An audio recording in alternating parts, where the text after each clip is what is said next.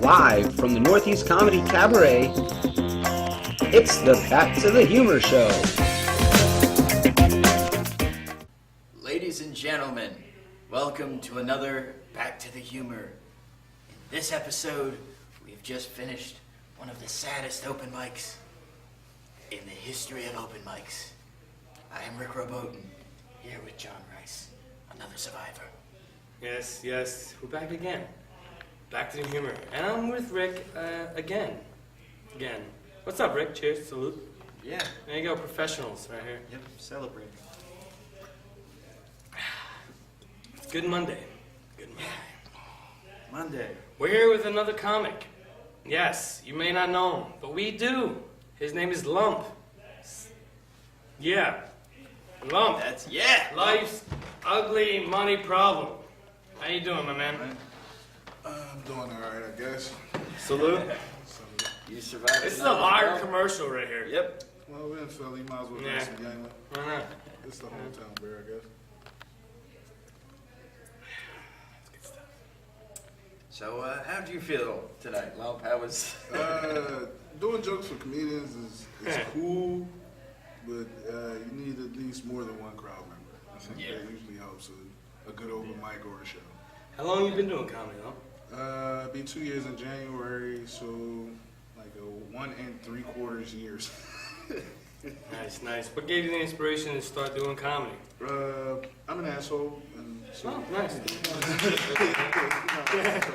Actually, I bumped into comedy, I guess you could call it. A friend of mine is very funny, and I wanted to get him to start doing some open mics, and so I started going with him, and then it's like I said I'd do some too, and almost caught like a bug, like it's I gotta do it now, like it's like I gotta get on stage. It doesn't matter. It's addicting. Legal drug. Does your friend still do it, or? From time to time, his life is very complicated. We won't go into that, but Yeah. from time to time, he still does get on stage. Not as much as I do. I always find when you've been doing comedy for like a certain amount of time, I always find it interesting people that kind of like come and go, and like you see them over an extended period of time almost. Whereas like people get started, and then one of those guys will come around and they'll think like, oh yeah, he's been doing it for such and such amount of time. Turns out the guy he's taking like a 6-month break or something like that. This thing wears on certain people. I don't understand why. Maybe in the future I will. I don't know. I just enjoy getting on stage so much. It's like a therapy for me almost. Yeah, entertaining people. Yeah, it's almost like make that laughter. It almost like it empowers you. You control a lot with the things that you say, and if put correctly and you make them laugh, righteously, everything's cool.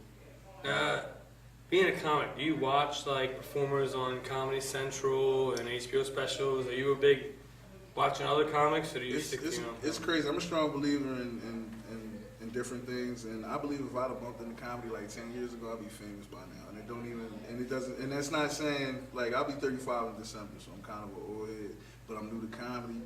When I was 11 years old, my pop put cable in the house, and especially in my room, for my birthday, and I got all the channels. And so growing up, I would watch like BET and VH1, and Cartoon Network when they first started. But I got 20-year anniversary, didn't it? Yeah, I feel old. 20 years of comedy. I do too. I got. That's fucking. You know what I'm saying? I got the pleasure of even not knowing that I was going to do comedy in the future. But when I was 11 years old, I would watch Comedy Central, and it would just be four people sitting at a table telling jokes, and then they would flash the clips and stuff. So I've always been a fan of it. And so when other comedians get on stage, it's almost like a double bubble for me, because I get to get up there and get my therapy, but at the same time, it's therapy and laughing, and I love to laugh. And so many comics that I come across are so hilarious. I enjoy. Laughing's the best medicine. Yes, it The is. best medicine. Who is your salute? Laughter's Lots of cheers. If you had to pick your favorite comic, who would your favorite comic be? Oh, that's crazy. Yeah, top two comics. Top two, Patrice O'Neal definitely makes my top two. Patrice O'Neal. There's so many great comics that I probably couldn't. I'd have to say George Carlin And definitely like Paul Moon. Definitely, you got the old heads in Yeah, there. definitely Paul Moon. My pop, he was an asshole too. I love him. I love him very much, but he is. And but he used to have us, he used to have like the Red Foxes on record and all that. So he kept it. And when Robert Harris came out, he went and bought the tape and made sure we got to listen to Baby Kids on tape when it first came out. So my pop, like, he stayed abreast on comedy and stuff too. And that's something kind of we shared, but we never really got into like that. I don't even know if he still, watches that kind of stuff. He's a sci-fi nut. Yeah, most dads are.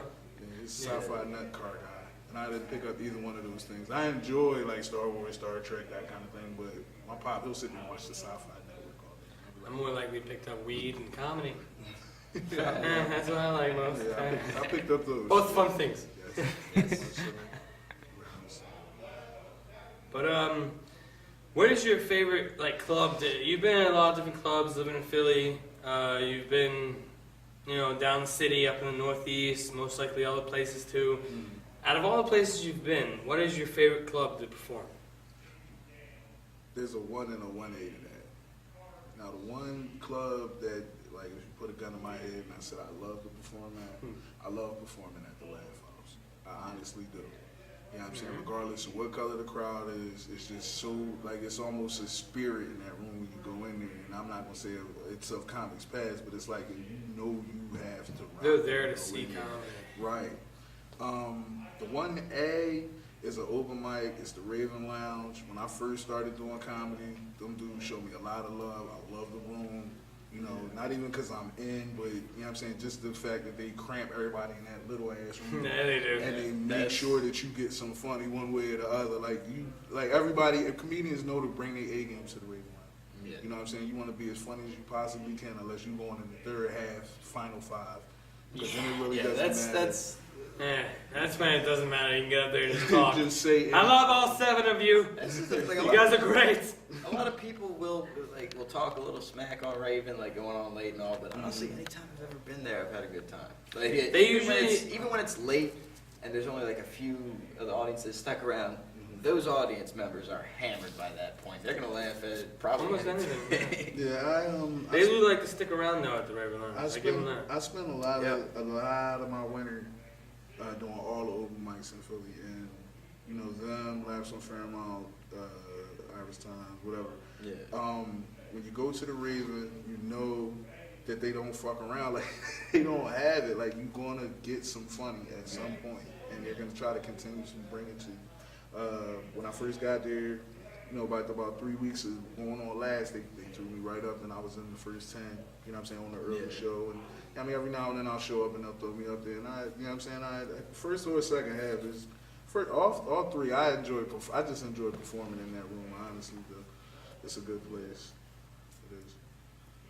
Have you ever done anything outside of Philly, or is it mostly just in Philly? I did a comedy competition in Hamilton, New Jersey. I did PJ Ryan's in Phoenixville twice. I just recently did Delaware. Props to Lamar Todd and Lonnie Webb. They have Tripping on Tuesdays in Wilmington, Delaware. I did that.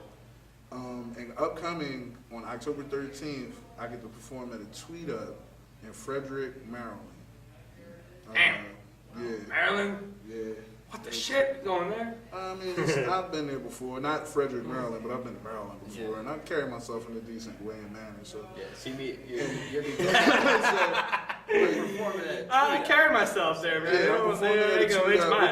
What What they do on Twitter, I don't know how many times a year they do it, but I'm assuming they do it more than once. But they just all go meet at the city. Yeah. And then they have, like, on the first night, it's going to be like a pub crawl. Yeah. And then the second, Friday night, it's going to be a pub crawl. The Saturday morning, they saying they doing, I'm assuming they doing white people shit. Like, I don't know. I'm just assuming that's what they're going to be doing. And then it's a comedy show on Saturday night, and one of the residents of the town got in contact with me through my Twitter account. Yeah. I said, follow these people, and when I followed them, they sent me some information. I asked if I could be on the show.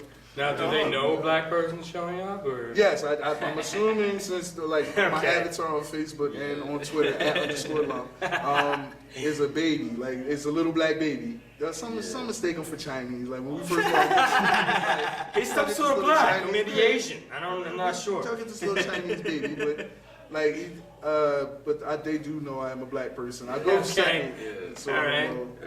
I don't know how hard I got to Talk go. about on that. Twitter. Like you are the king of Twitter in Philly. I'm not a king. I'm not a king on Twitter because like half the city doesn't know me. It's people all around the world really know me.